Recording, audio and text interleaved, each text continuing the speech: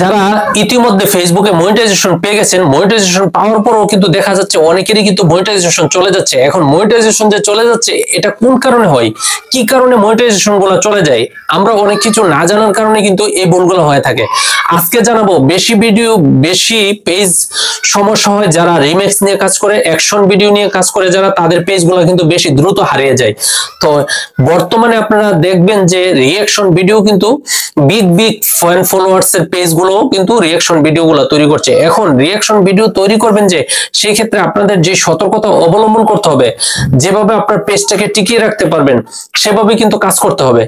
এখন কথা হচ্ছে যে কিভাবে আপনাদের পেজটি সুরক্ষিত রাখবেন। আপনাদের পেজটি সুরক্ষিত রাখার জন্য অবশ্যই ভিডিওগুলো চয়েস করার ক্ষেত্রে অনেকটা সতর্কতা অবলম্বন করতে হবে। যে সব ভিডিওগুলো দেখবেন যে ফানি ভিডিও আছে কিন্তু দুষ্টামি করতে করতে একজন আরেকজনের আঘাত করার যে বিষয়টা থাকে, এই ধরনের ভিডিওগুলো আপনারা সহজে ডাউনলোড বা এটা নিয়ে কোনো ডুয়েট ভিডিও বানাবেন না। এই ধরনের ভিডিও যদি বানান তাহলে আপনি দেখবেন যে যে ভিডিওটার মধ্যে হাসি আছে, আনন্দ আছে, কিন্তু এটার মধ্যে হাতাহাতি মারামারি নেই, এই ধরনের ভিডিওগুলো চয়েস করবেন। এবং আরেকটা বিষয় হচ্ছে যে এই ভিডিওগুলো যে আপনি আপলোড করলেন, আপলোড করার পরে যে কোনো কারণে আপনার পেজে সমস্যা আছে কিনা সেটা চেক করার জন্য অবশ্যই রিকমেন্ডেশনে 1 থেকে 2 বার প্রতিদিন চেক করার চেষ্টা করবেন। কোনো কারণে যদি আপনি বেশি ব্যস্ত থাকেন, না পারেন, তাহলে 1-2 দিন পর পর হলেও কিন্তু আপনার রিকমেন্ডেশন, পেজ স্ট্যাটাস এগুলাতে গিয়ে ক্লিক করে কিন্তু আপনার পেজটা চেক করে নেবেন যে আপনার পেজটা সুস্থ আছে কিনা, ভালো আছে কিনা, আপনার ভিডিওতে আসলে ইনকাম হচ্ছে কিনা। তো যদি দেখেন যে কোনো একটা প্রবলেম হচ্ছে তখন কিন্তু রিকমেন্ডেশনে দেখাবে যে এই ভিডিও থেকে আপনার সমস্যা হয়েছে, তখন কিন্তু ওই ভিডিওটা আপনাদের ডিলিট করে দিতে হবে।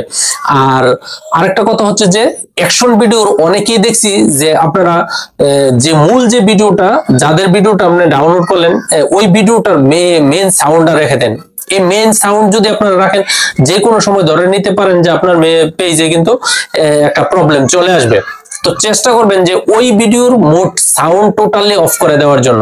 আমি যে ভিডিওগুলো বানাই আপনারা দেখবেন যে কোনো ভিডিওতে কিন্তু তাদের যে সাউন্ড ভয়েস কোনটাই কিন্তু আমি রাখি না। আমার অরিজিনাল সাউন্ড, আমার অরিজিনাল ভয়েস এগুলা নিয়ে কিন্তু আমি কাজ করি।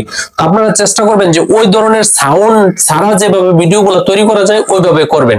এখন কথা হচ্ছে যে ভাই অন্যরা তো বানায়, অন্যরা বানায় দেখেন অনেক কিছু সতর্কতা অবলম্বন করে কিন্তু তারা বানায়, যেমন 5-6 সেকেন্ড বা 2-4 সেকেন্ডের কোনো সমস্যা নাই, কিন্তু আপনি কোনো ক্রমে 2-4 সেকেন্ড, 5 সেকেন্ড, 10 সেকেন্ড লম্বা করে ফেলেন কথাটা পরিপূর্ণ আনার জন্য, সেই ক্ষেত্রে কিন্তু এটা তাদের এখন দেখতেছেন কিন্তু তারাও কিন্তু বিভিন্ন ধরনের প্রবলেম ফেস করতেছে। তো আমার কথা হচ্ছে যে আমি এত কষ্ট করে একটা ভিডিও বানাবো, এটার মধ্যে সমস্যা হবে, এই ধরনের চিন্তাধারা রেখে আমি কাজটা করব কেন?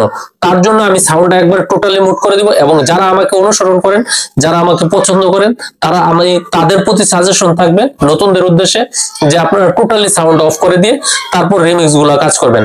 আর মনে রাখবেন অবশ্যই আপনার পেজে প্রতিদিন চেষ্টা করবেন যে একটা ভিডিও লং ভিডিও দেওয়া যায় কিনা। কোনো কারণে যদি একটা ভিডিও লং না দিতে পারেন তাহলে সপ্তাহে অন্তত পক্ষে একটা ভিডিও হলেও কিন্তু লং ভিডিও দেওয়ার চেষ্টা করবেন।